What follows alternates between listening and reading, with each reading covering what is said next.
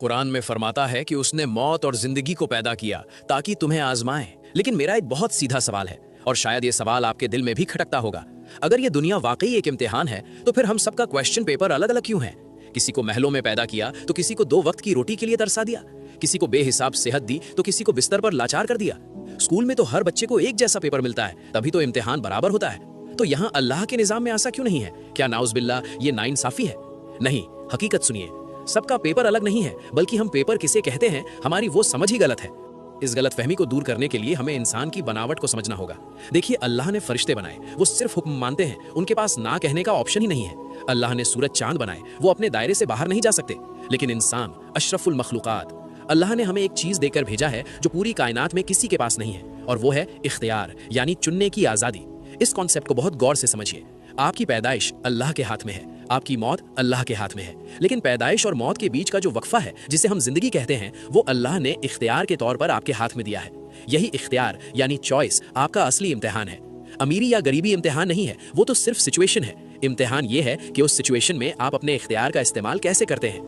हर इंसान, चाहे वो अमीर हो या गरीब, उसकी जिंदगी के हर मोड़ पर उसके सामने 2 रास्ते खुलते हैं। एक तरफ उसका नफ्स खड़ा होता है और दूसरी तरफ अल्लाह की शरीयत। और आपके पास फ्री विल है, आप किसे चुनते हैं, बस यही पेपर है। आइए इसे 3 उदाहरणों से साबित करते हैं। पहला, गरीबी का इम्तिहान। अल्लाह ने एक बंदे को तंगदस्ती दी, ये उसका पेपर नहीं है, ये माहौल है। अब उसके सामने 2 चॉइस है। नफ्स कहता है चोरी कर, हराम कमा, या फिर अल्लाह से शिकवा कर कि मुझे गरीब क्यों बनाया। शरीयत कहती है सब्र कर, हलाल पर जमा रहे और अपनी मेहनत यानी हार्ड वर्क से अपनी तकदीर बदल। उसने अपनी फ्री विल से किसे चुना? अगर शरीयत चुनी तो वो पास है। दूसरा, अमीरी का इम्तिहान, जो ज्यादा मुश्किल है। हम सोचते हैं अमीर मजे में है, नहीं, उसका पेपर सबसे खतरनाक है। दौलत आ गई, ये सिचुएशन है। अब चॉइस देखिए। नफ्स कहता है उड़ाओ, पार्टियां करो, कमजोरों को दबाओ, तकब्बुर करो। शरीयत कहती है ज़कात दो, सदका करो और आजिज़ी इख्तियार करो। अमीर के पास भटकने के 1000 रास्ते हैं। अगर वो अपनी मर्जी छोड़कर अल्लाह की मर्जी चुनता है, तब वो पास है। तीसरा, बीमारी और सेहत। सेहतमंद इंसान का नफ्स कहता है इस जवानी को आवारागर्दी और गुनाह में लगा दो। शरीयत कहती है इस ताकत को किसी मजलूम की मदद में लगाओ।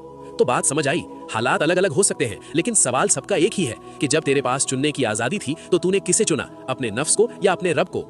तो मेरे भाई और मेरी बहन, एक बात अपने जहन में बिठा लीजिए, ये इम्तिहान कोई स्कूल का 3 घंटे का पेपर नहीं है जो लिख कर खत्म हो जाएगा। नहीं, ये 24 घंटे का पेपर है। आपकी हर सांस के साथ एक नया सवाल आता है।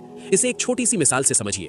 सुबह फज्र के वक्त आपकी आंख खुलती है। अब यहाँ फौरन 2 रास्ते खुल गए। एक, आपका नफ्स कहता है सो जाओ, अभी बहुत थका हुआ है, कल पढ़ लेंगे। और दूसरी तरफ अल्लाह का हुक्म पुकारता है, नमाज नींद से बेहतर है।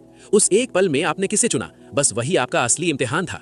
तो आज से अपने हालात को मत कोसिए, अपनी चॉइस को सुधारिए। अगर इस बात ने आपके दिल पर दस्तक दी है तो कमेंट में अल्हम्दुलिल्लाह जरूर लिखें। हर हाल में अल्लाह का शुक्र अदा करें। ऐ अल्लाह, मुझे इतना मजबूत बना दे कि कोई मुझे तोड़ ना सके, और मुझे ऐसा सब्र अता फरमा कि मेरा दिल हर हाल में मुतमईन रहे।